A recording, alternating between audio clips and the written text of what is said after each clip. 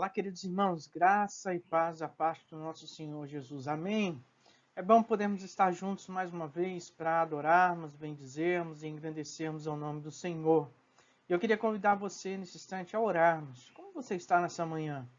Como está sendo esse tempo em que nós estamos guardados em casa, vivendo todas essas circunstâncias? Eu queria convidar você a orarmos, pedirmos ao Senhor que, em nome de Jesus, Ele venha fazer um milagre em nossa nação, Ele venha fazer algo novo em nossa cidade, venha continuar nos abençoando e nos guardando em todo o tempo. Vamos orar ao Senhor?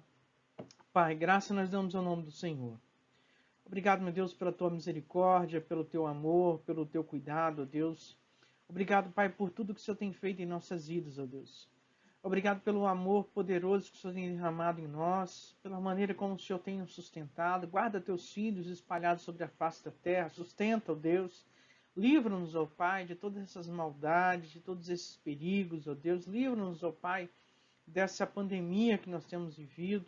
Tem misericórdia, Pai. Agora que nós iremos estudar a Tua palavra, dar-nos direção, ó Pai, e entendimento para compreender aquilo que o Senhor quer nos dizer. É o que nós pedimos ao Senhor, no nome de Jesus. Amém. Amém, irmãos?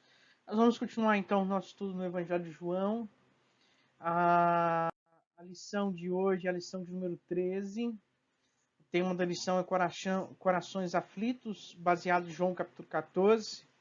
O texto base-chave é: Jesus respondeu, eu sou o caminho, a verdade e a vida, ninguém vem ao Pai senão por mim. João 14, 6. Nós temos aí o alvo para a nossa lição. Ao estudar essa lição, você vai ser incentivado a conhecer com profundidade o ministério do Espírito Santo prometido nas palavras de Jesus Cristo. Temos alguns objetivos, para alcançar na nossa lição. Saber entender o significado do ministério do Espírito Santo, sentir-se grato pelos benefícios da ação do Espírito Santo, e aprender do Espírito Santo e obedecer a palavra de Deus como prova de amor a Ele. Amém? Vamos lá então? Mas antes de nós iniciarmos, irmãos, o estudo da nossa lição dessa manhã, eu queria propor esse pensamento aos irmãos, que nós possamos aí refletir um pouquinho sobre essa questão. Se uma pessoa muito importante em sua vida dissesse que em breve morreria, que demonstrações de amor você daria? Essa é uma primeira questão para a gente pensar. Você ficaria triste e angustiado? Qual seria a sua reação? Esse é um ponto bem interessante para nós pensarmos a respeito disso. Qual seria a reação se uma pessoa muito importante para a gente desse uma notícia tão trágica dessa ao nosso coração? Qual seria a nossa reação? E essa questão, ela introduz muito bem o que nós vamos tratar nesta manhã, porque Jesus tinha afirmado no seu coração e tinha muito certo em sua vida que o tempo dele estava chegando, o tempo da partida dele estava chegando. E os discípulos também, de alguma maneira, já haviam entendido essa questão e por conta disso, agora estavam vivendo um grande dilema, uma grande perturbação, e parte dos discípulos, diante dessa questão, eles, ao saber dessa situação que Jesus estava para partir, eles ficam perturbados, e aí João 14 demonstra a perturbação por parte dos discípulos ao saber dessa situação. Assim também Jesus revela o maior consolo que eles poderiam experimentar nesse tempo, então, da partida deles, que eles não estariam sozinhos, mas, pelo contrário, eles estariam recebendo o Espírito Santo. E, de certa maneira, se nós formos parar para pensar sobre isso, uma notícia desse tipo seria muito trajetosa, vamos dizer assim, para a nossa vida. Certamente haveria muita angústia no nosso coração, nós não saberíamos qual seria a reação a ser tomada nessa circunstância. Mas Jesus, então, compreendendo essa inquietação que havia no coração deles, revela também um consolo muito maior que eles poderiam experimentar e mostrando para eles que eles não estariam só nesses momentos da partida de Jesus e que eles de fato teriam como experimentado o Consolador na sua vida. Quando nós trazemos isso para os nossos dias, nós percebemos também, irmãos, que apesar de todas as dificuldades que nós estamos passando, desses momentos de dúvidas, angústia, o número de pessoas infectadas aí com o vírus aumentando, aqui o número de mortes no nosso estado também nesse sentido, e o nosso coração também fica muito aflito, mas é tempo de nós olharmos para a palavra de Deus e entender que nós temos o Consolador presente, que nós temos aquele que de fato traz paz ao nosso coração, alívio às nossas dores, e que não há razão então para nós abatermos o nosso coração e nem deixarmos que essas circunstâncias elas roubem de nós a nossa segurança, a nossa esperança, a nossa paz, mas podemos entender de fato que tudo que nós precisamos está então em Cristo Jesus e Ele é o nosso Salvador e o nosso Redentor. Mas há um dilema geral, e aí nós vemos nos versos de 1 a 3 justamente sobre isso, e as palavras de Jesus nesse sentido são de consolo, estímulo e direção singular para os crentes, né? No cenário do texto, parece que os discípulos de Jesus ficaram tristes pela iminência da sua partida, ficariam sem o mestre dos mestres, mas Jesus ensinava e ajudava cada um deles e mostrou justamente que não havia necessidade deles ficarem tristes nesse sentido, porque eles não estariam sozinhos, algo iria consolar os corações dele, e dessa maneira foi então que Jesus lançou as palavras de vida aos seus discípulos e também para nós esses dias, principalmente para nós esses dias de tanta inquietação que nós temos vivido nos nossos dias. Ele também nos lança essa palavra de esperança, mostrando que tudo está sob o controle dele e que não há razão para desesperarmos o nosso coração. Afinal de contas, nós temos o nosso Salvador conosco, nós temos a presença do Espírito Santo a nos fortalecer e nós temos aquele que nos ajuda e nos fortalece em todo o tempo. Assim, irmãos,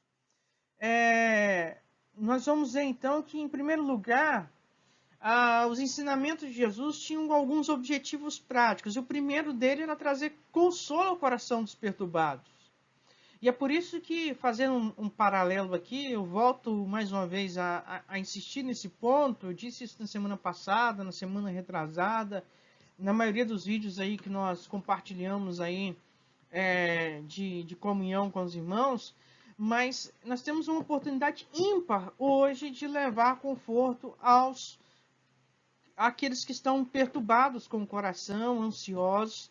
Ao invés de ficarmos simulando aí notícias a despeito disso, que nós lemos nos jornais, nós podemos usar os canais que temos para levar essa esperança. E Jesus, a preocupação, então, havia tomado conta do coração dos discípulos. E aí Jesus disse para eles, olha, que o coração de vocês não fique angustiado. E aí, em uma outra tradução, ele vai dizer que seu coração não fique mais perturbado. Os discípulos deveriam, então, descansar, pois não estavam sendo abandonados. Em outras palavras, como disse Cristo, continuem confiando em Deus, continuem confiando também em mim. E dessa maneira, irmãos, nós percebemos, então, que esse tempo nós temos sido desafiados a, de fato, olhar para a nossa fé e desempenhar a nossa fé de forma verdadeira e entender que não há motivo para abatermos o nosso coração. Não devemos descuidar.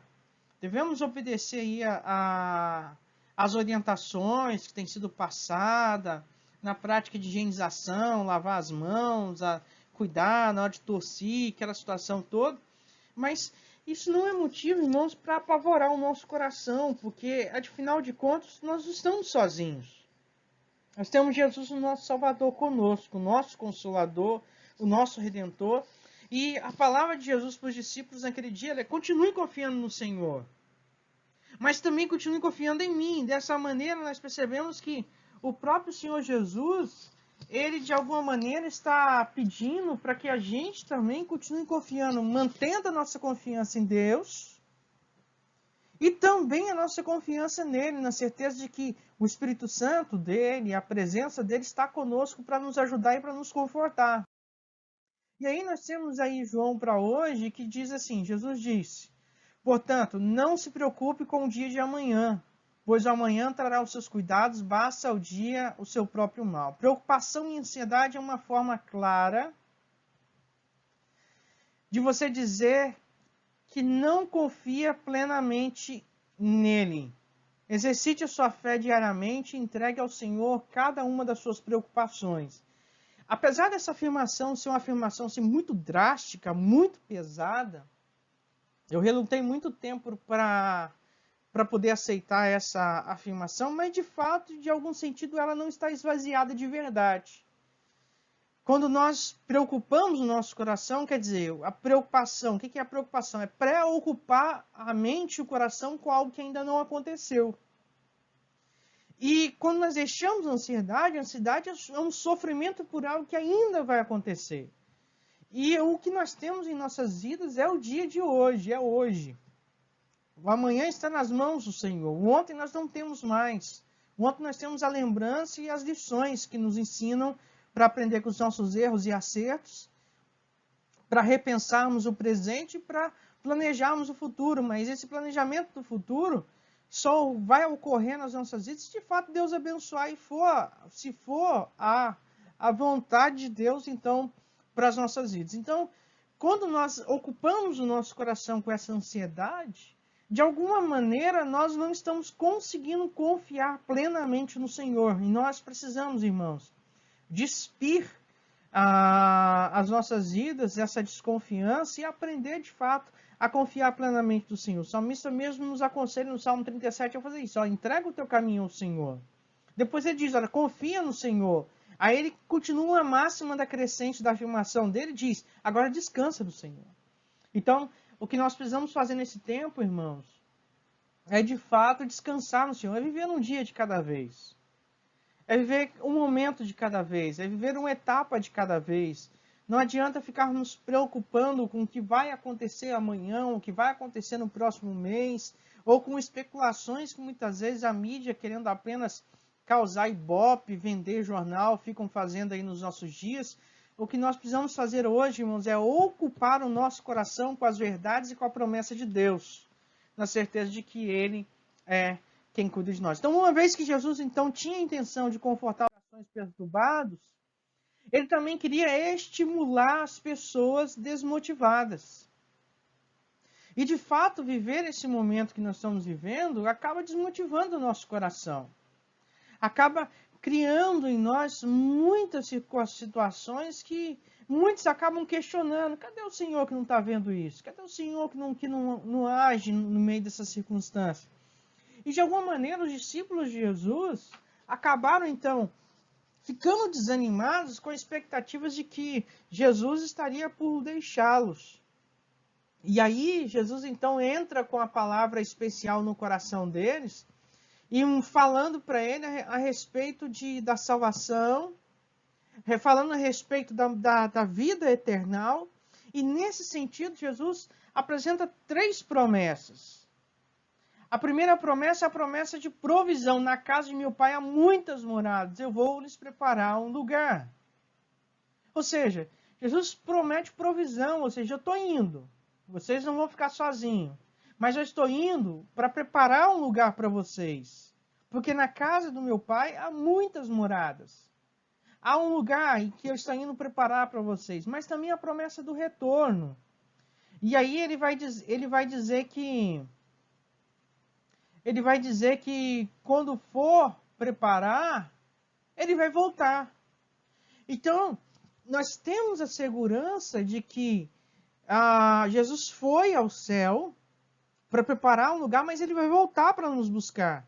E por isso nós não podemos, irmãos, abater os nossos corações com essas circunstâncias. Então, somente precisamos fazer o quê? É o nosso papel. Que papel? É de orar, depender, buscar, entregar todas as coisas nas mãos do Senhor.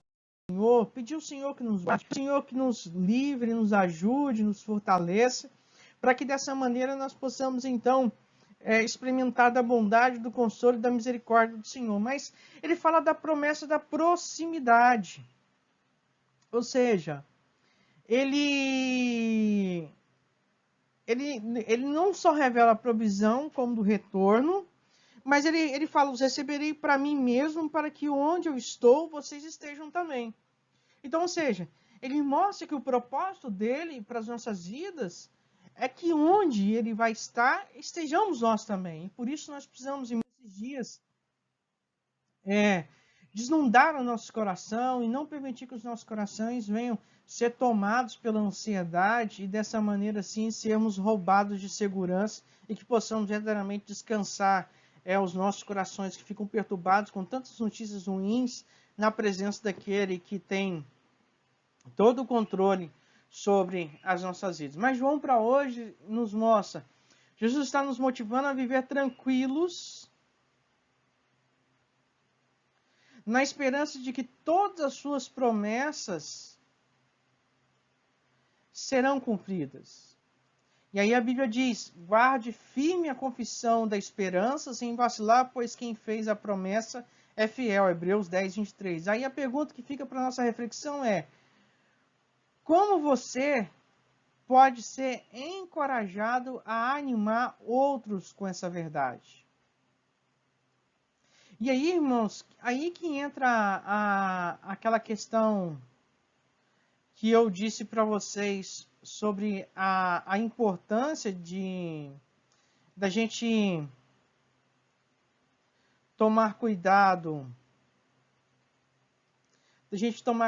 com o que nós semeamos nas redes sociais, porque as pessoas estão tão perturbadas, preocupadas, ansiosas nesse tempo, que qualquer outra informação assim, até que por mais que seja verdade, acaba causando mais ansiedade no coração dela. Por isso que nós precisamos ser sábios e prudentes nisso, de poder usar as nossas redes sociais, os nossos contatos, para poder incentivar as pessoas, encorajar as pessoas a tranquilizarem seus corações na esperança e entender que Deus é fiel para cumprir todas as promessas dele. Deus é fiel, irmãos. Deus é fiel. Ele não nos abandonou, nunca irá nos abandonar. Ele é fiel e nós precisamos, irmãos, nesse sentido, descansar o nosso coração no Senhor. Ok, irmãos, tudo bem até aqui? Tá tudo certinho em relação à lição? Se você quiser mandar alguma dúvida, ou manda pelo WhatsApp do grupo da igreja, ou faz aí nos comentários do vídeo. Será muito importante. Eu peço que, se você ainda não se inscreveu no canal, se inscreva. Nós estamos enfrentando algumas dificuldades em relação a algumas restrições que o YouTube tem colocado para as transmissões ao vivo.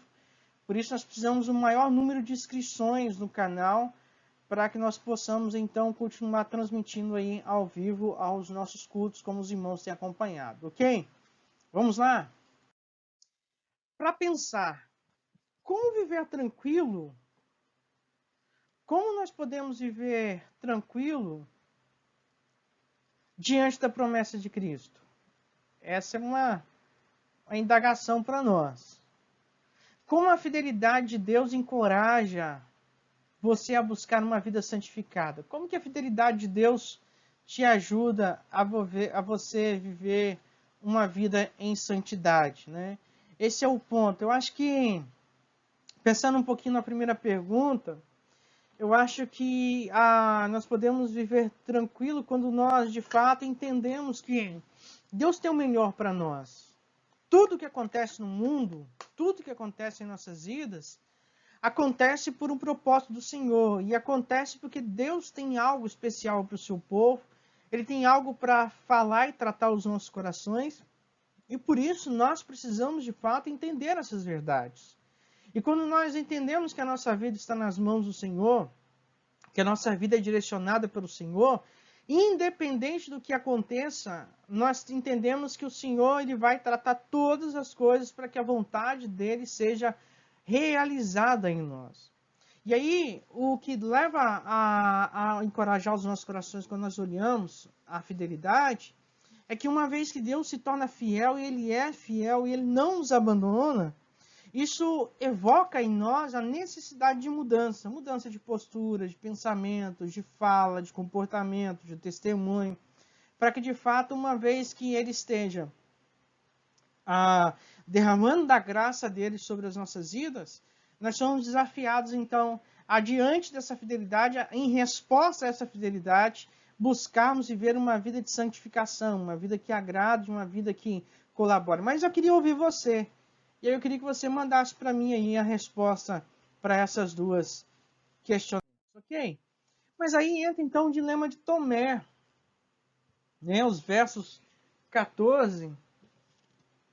O versículo de número 14, nós vamos ver que Tomé entra então na história e apresenta um dilema a despeito dessas questões. E aí, se você ler, aí eu quero convidar você a abrir aí a sua Bíblia, João 14, e aí os versículos de 4 a 7, vai dizer assim: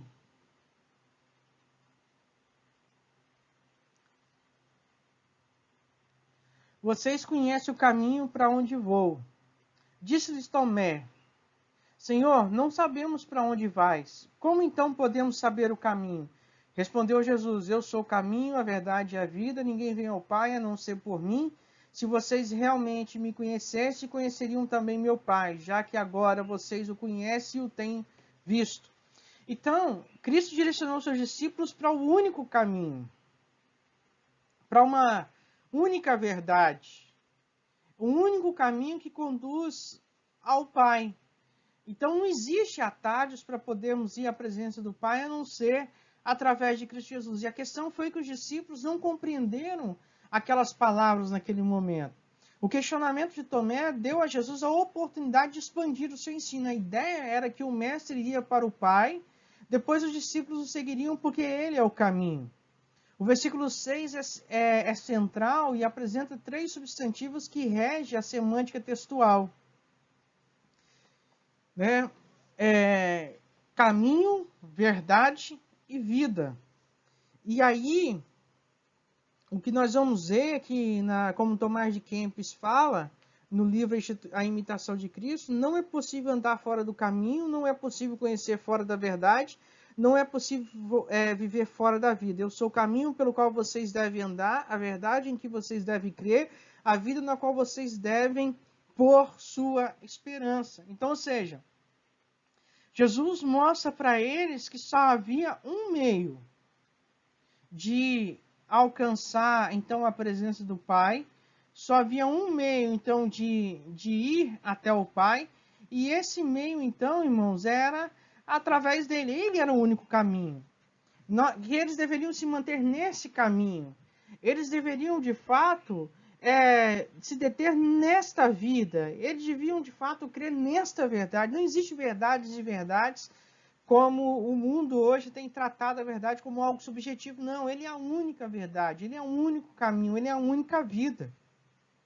Não existe vida fora da presença de Jesus. Jesus é o único meio de nós termos vida, né? E aí João para hoje nos traz essa questão. Você tem dúvidas como Tomé?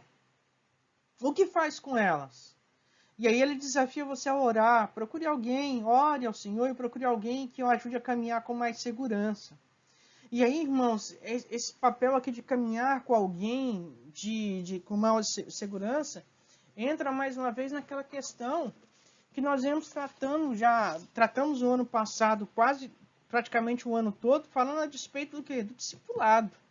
Esse é o papel do discipulado, é ajudar as pessoas a se desenvolverem, a caminharem, a amadurecerem, a atingirem a maturidade espiritual.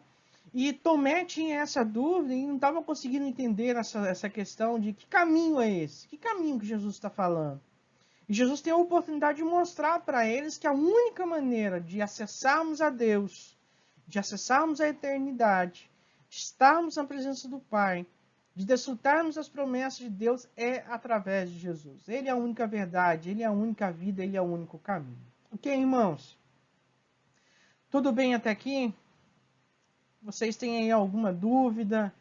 Compartilhe conosco aí para enriquecer o nosso estudo nesta manhã. E aí, irmãos, é o dilema agora de Filipe, né? Os versos de 8 a 11. E aí Filipe parece assim bem ousado na sua colocação, e diante daquilo que Jesus já havia respondido, Filipe olha para Jesus e diz assim: Senhor, mostra-nos o Pai e isso nos basta. Ou seja, dar-nos uma visão, um tipo de visão, assim como aquela que Moisés havia pedido no passado, mostra-nos algo assim, e Jesus mostra para ele que isso não seria possível, que o próprio João havia ensinado isso, e a questão é que Jesus tinha acabado de falar sobre este assunto a Tomé. Jesus respondeu apontando a ignorância de Filipe em relação à visão do Pai, e Jesus fala para ele que conhecer o Filho significa conhecer o Pai, ver o Filho significa ver o Pai invisível. Não se trata então, portanto, de uma visão palpável, sensível aos olhos humanos, mas apenas conhecê-lo por meio de sua palavra.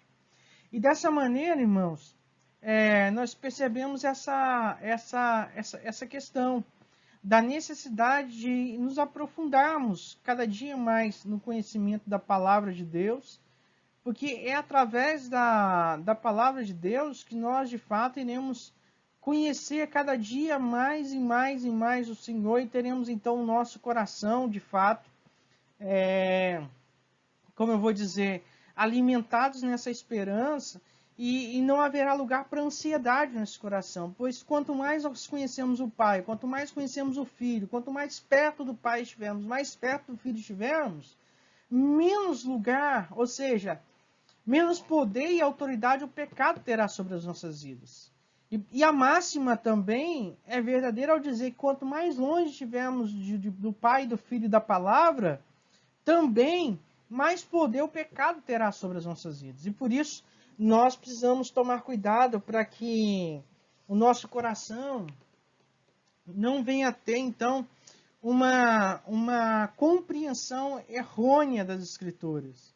E hoje, nos nossos dias, infelizmente, o Evangelho tem sido banalizado por conta justamente dessas questões errôneas. Pessoas que interpretam a Bíblia de maneira errônea e acabam causando grande escárnio na sociedade, porque estão interpretando a maneira que o texto não está escrito, dizendo aquilo que o texto não diz e fazendo aquilo que o Senhor não nos ordenou. E nós devemos tomar cuidado com isso, e por isso precisamos examinar as Escrituras. Mas o testemunho bíblico, é a ferramenta para vermos e conhecermos a Deus. A Bíblia está diante de nós aqui e agora. Você tem desfrutado desse benefício maravilhoso? Que conforto para os corações confusos ou preocupados. E aí fica aquela questão, né? Você tem aproveitado esse momento que você tem estado de quarentena em casa para ler as Escrituras? Como está a sua jornada bíblica de leitura da Bíblia? Como está a sua vida devocional com o Senhor? Você tem praticado o culto doméstico com a sua família? Você tem buscado o Senhor em oração, em fortalecimento? Tem tido esses momentos reservados, os momentos dos dias, para ter o seu momento a sós, em oração ao Senhor? Você tem desfrutado? Porque no meio de todas essas circunstâncias ruins que estão acontecendo no mundo, irmãos, nós recebemos um benefício, ou seja, um tempo precioso para passarmos em oração com o nosso Deus, um tempo precioso para estarmos em busca com o Senhor, em vivência com a palavra de Deus. Mas a pergunta é, você tem usado esse tempo para essa finalidade? Você tem tirado e reservado um tempo para ter qualidade com o Senhor? Quantos livros da Bíblia você leu esse ano? Quantos versículos das Escrituras você tem gravado no seu coração? O quanto da palavra de Deus você conseguiu absorver nesses últimos dias? Como está a sua vida devocional com o Senhor? Esse é um ponto, irmãos, para pensarmos. Todos nós precisamos de um TSD.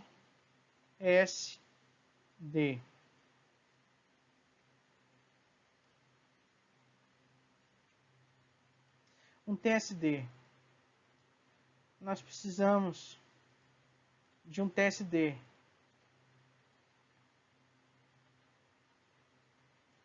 Um tempo a sós com Deus. Um tempo a sós com Deus.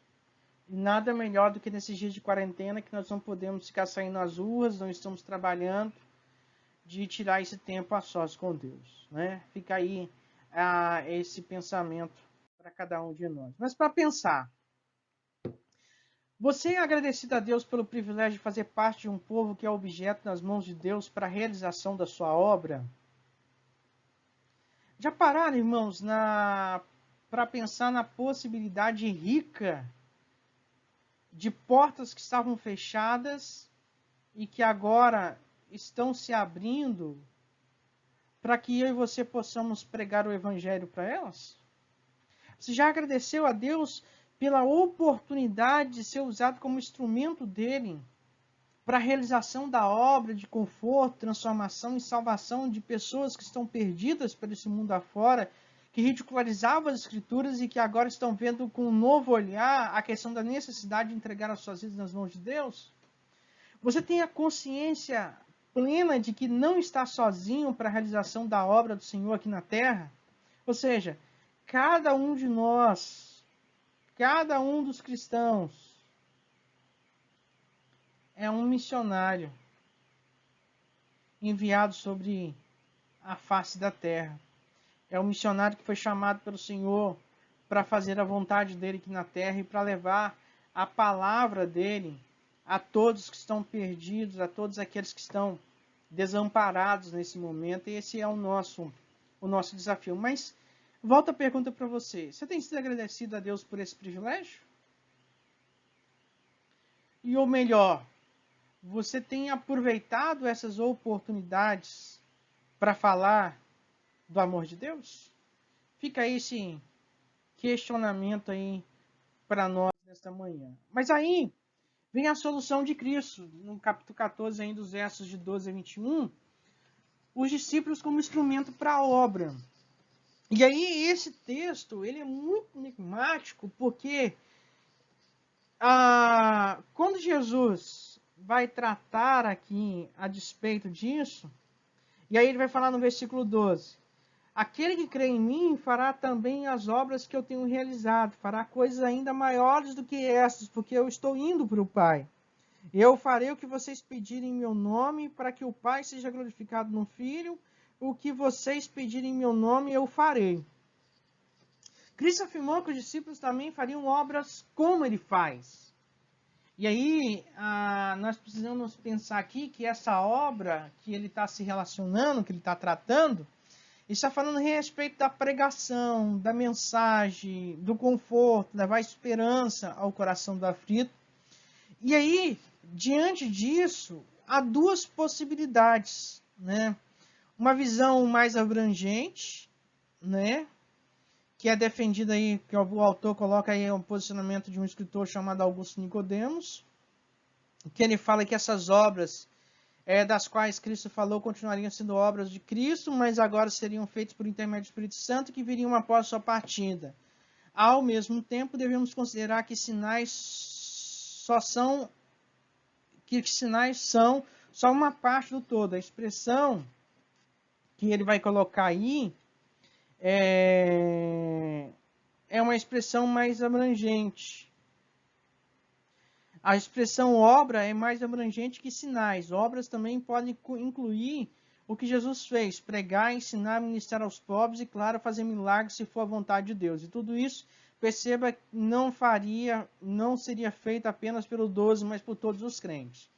Mas também há uma visão aqui mais específica, já vou mostrar para os irmãos, que fala que é defendido por William Hendricks e F.F. Bryce, quando ele diz que o pleno significado dessas palavras não se encontra nos milagres realizados pelos apóstolos. A dimensão dos milagres de Cristo é absurdamente maior e melhor. Parece mais provável que Cristo estivesse se referindo ao maior número de discípulos. Atos dos Apóstolos prova essa tese com o número de conversões no decorrer da história. Em poucas palavras, maiores obras significam maiores conversões. E aí, eu entendo, analisando a questão do texto em si, Eu particularmente defendo a tese de que as obras maiores que ele está se referindo aí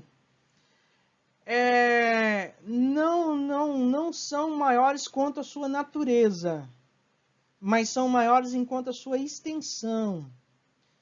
Temos que lembrar que aqui os princípios lembrar aquele princípio de Mateus, que João vai falar aqui no capítulo 13, versículo de número 16, se eu não falho a memória, de que o discípulo não é maior do que seu mestre.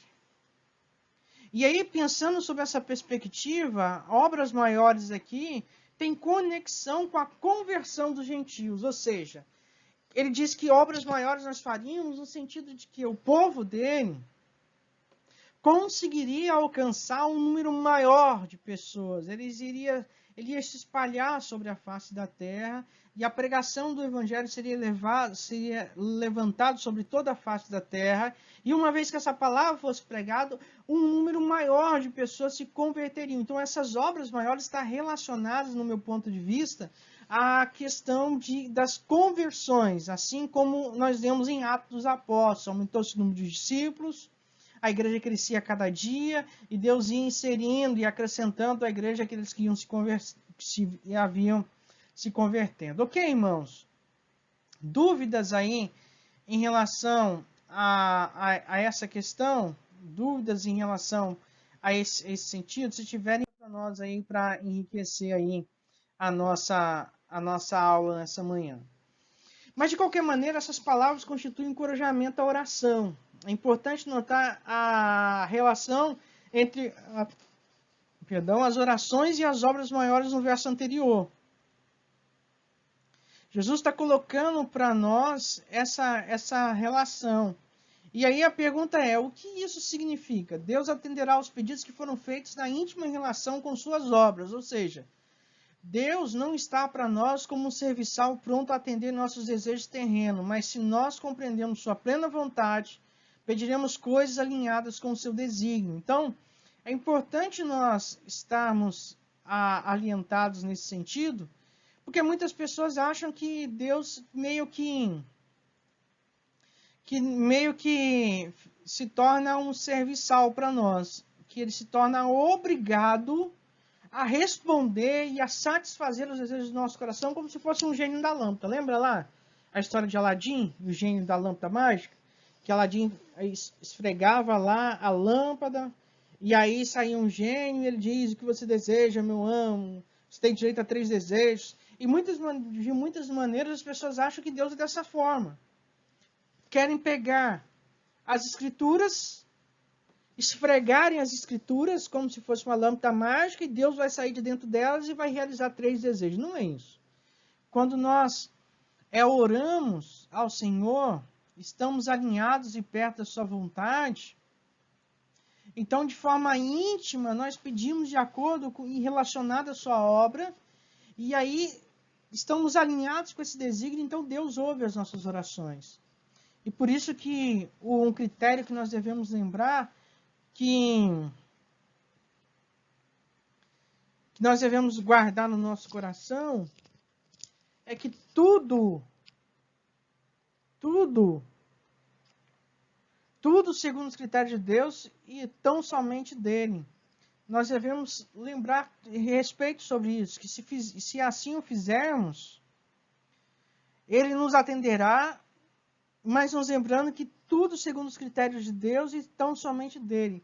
Então a nossa oração, ela precisa estar alinhada com os desígnios de Deus. E quanto mais perto nós estamos da palavra do Senhor, nós então entendemos esses desígnios para a nossa vida. Mas João, para hoje, nos mostra aí, ao ouvir as orações que tem feito, você diria que elas refletem a vontade de Deus? Você tem buscado a vontade de Deus e procurado agir de acordo com os desígnios dele? Esse é um ponto, irmãos, muito importante, porque quando eu não busco intimidade com o Senhor, quando eu não busco leitura da palavra de Deus diária, eu corro o risco de confundir a vontade de Deus com a minha vontade, a voz de Deus com a minha voz, os planos de Deus com os meus planos. E aí, ao invés de eu submeter os meus planos ao Senhor, eu começo de fato a meio que pré-aprovar as minhas atitudes diante do Senhor. Ou seja, eu tomo uma atitude e para que o meu coração não fique preso no sentido assim de pesado porque eu não orei, depois eu só oro. Deus, se dá tudo certo é porque é a vontade do Senhor. E aí dá tudo certo. Porque nós temos aí a vontade permissiva de Deus em nossas vidas, que não é a vontade dele, mas ele permite acontecer para que nós possamos entender e aprender essas lições da nossa vida. Mas, de certa maneira, será que as nossas orações hoje têm refletido a vontade de Deus? Será que nós temos buscado viver de acordo com a vontade de Deus? Esse é um ponto, irmãos, que nós precisamos pensar nessa manhã. Mas aí vem a solução de Cristo, né? O Espírito Santo como um ajudador para a execução da obra. É interessante, irmãos, nós olharmos para essa perspectiva, é que o Espírito Santo, ele não só vai nos ajudar, como ele também vai nos ensinar, como ele também vai nos ajudar a ser obedientes e praticantes a essa verdade. Veja que a promessa que Jesus revela o ministério do Espírito Santo como ajudador, proprietário do corpo, intérprete das diretrizes divinas, o vínculo principal do nosso amor para Cristo é a obediência. E é nesse contexto que o amor a Deus em obediência que é feita a promessa do Espírito Santo. Note que no texto, João indica que já existia um ajudador e que não seria dado outro. O primeiro ajudador foi o próprio Senhor Jesus, o segundo é o Espírito Santo. Então, nesse sentido, nós temos a ajuda do Espírito Santo, do Senhor, às nossas vidas, a ajuda nesse sentido de poder nos fortalecer, ou seja, há duas palavras gregas para significar outros, héteros e halos. A primeira indica um outro semelhante, porém diferente. A segunda, usada no versículo 16, indica plena igualdade em essência e poder. Significa que o Espírito Santo é ajudador tanto quanto foi Jesus em seu ministério terreno. Afinal, ambos são o próprio Deus manifestado à humanidade. Então, dessa maneira, o Espírito Santo é a companhia para não ficarmos órfãos. A ideia de que órfãos estão privados do seu provedor natural, Jesus Cristo. A ideia de que os órfãos estão privados do seu provedor natural, Jesus Cristo. Mas não ficaríamos só.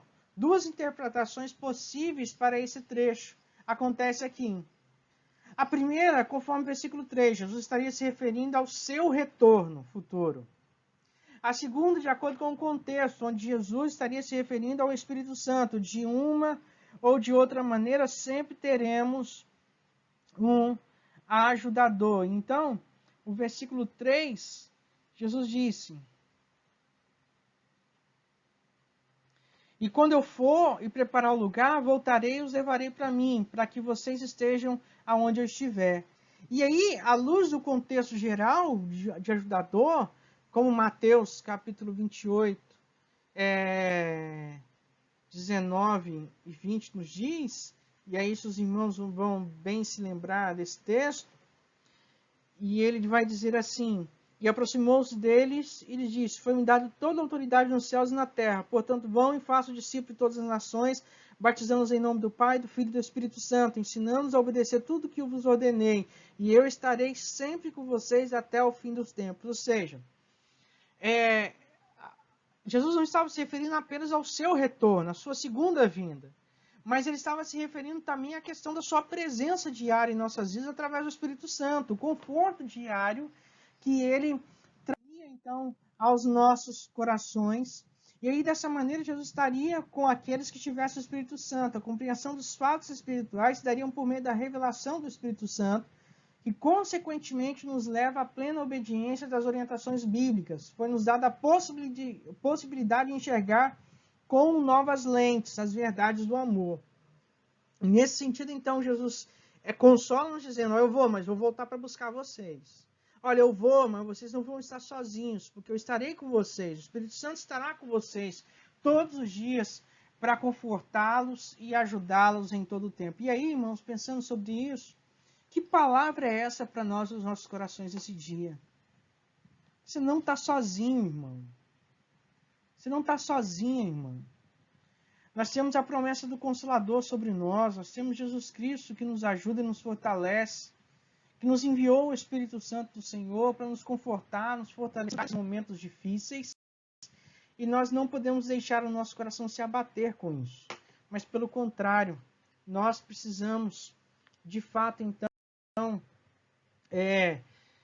elevar as nossas vidas ao Senhor e desfrutar desta possibilidade do Senhor, dessa verdade real que está nos nossos corações. Ok, irmãos? Dúvidas até aqui? Os irmãos gostariam de colocar alguma coisa? Manda suas dúvidas, irmãos. Participem aí através do nosso WhatsApp, através do comentário do vídeo. Isso é importante, irmãos, para abrilhantar aí a questão e melhorar, então, enriquecer a nossa aula. Com a ajuda do Espírito Santo, Deus nos capacita mais e mais a obedecer a sua palavra. Você lê e procura entender e praticar a palavra de Deus? Você tem buscado o Espírito Santo do Senhor para que ele possa te ajudar, te fortalecer nesse sentido de poder viver todas essas circunstâncias e poder não só ler a palavra do Senhor, mas também praticá-la e colocá-la em sua vida em todos os dias? Fica aí essa questão de irmãos pensarem um pouquinho. Aí vem o dilema de Judas. Nesse trecho, o questionamento é de Judas, não Iscariote, sobre a manifestação e revelação de Cristo. Nota que outra vez mudou o interlocutor. Tomé, versículo 5, Filipe, versículo 8, Judas, versículo 22. Na sequência, Jesus apontou dois tipos de pessoas, obedientes e desobedientes. O salvo é identificado pela obediência que implica em amor ao Pai, enquanto o ímpio é identificado pela desobediência, portanto, sem o consolo e a instrução do Espírito Santo. Ou seja, uma das marcas do Espírito Santo em nós também tem a ver com a obediência. Tem a ver o quanto que nós nos submetemos à palavra do Senhor, nos submetemos então às verdades do Senhor sobre as nossas vidas e procuramos então desenvolvê-la e submetermos e praticar essas verdades em todos os momentos da nossa vida. A obediência para os cristãos, ela se dá por amor, não por obrigação. Diferente dos costumes atuais. Por exemplo, o mundo obedece às leis não por amor, mas por obrigação. Porque ele sabe que se ele passar o sinal vermelho, ele toma uma multa, vai doer o bolso dele. Se ele cometer um crime, ele vai ser preso, vai ser infligido então o seu direito de liberdade. Vai ser cerceado o seu direito de liberdade.